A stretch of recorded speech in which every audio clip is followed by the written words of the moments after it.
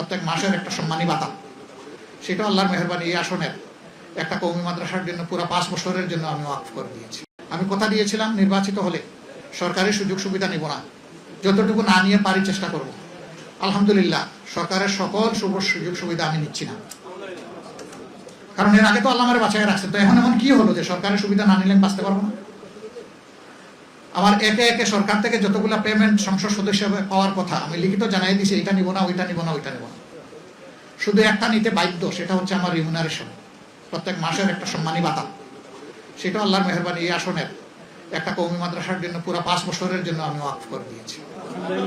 ওইটা প্রতি মাসে তাদের অ্যাকাউন্টে অটো জমা হয়ে যাবে, আমি সেই ব্যবস্থা করে দিয়েছি। এটার জন্য তাদেরও কোনো দৌড়াদৌড়ি লাগবে না, আমারও কোনো পেরেশানি লাগবে না, এটা অটো ট্রান্সফার হয়ে যাবে। দোয়া করবেন, দুনিয়ার সম্পদ নয় আখেরাতের সম্পদ আমরা সবাই মিলে যেন জোগাড় করতে পারি। দুনিয়া যেমন তেমন হোক, আখেরাতটা যেন আমাদের সুন্দর হয়, আর আখেরাত সুন্দর হলে দুনিয়াও সুন্দর হবে ইনশাআল্লাহ। আল্লাহ তাআলা আমাদের প্রিয় দেশকে পরিবর্তন করার এবং সেই পরিবর্তনটা মানুষের আকাঙ্ক্ষার পক্ষে পরিবর্তন করার তৌফিক দান করুন।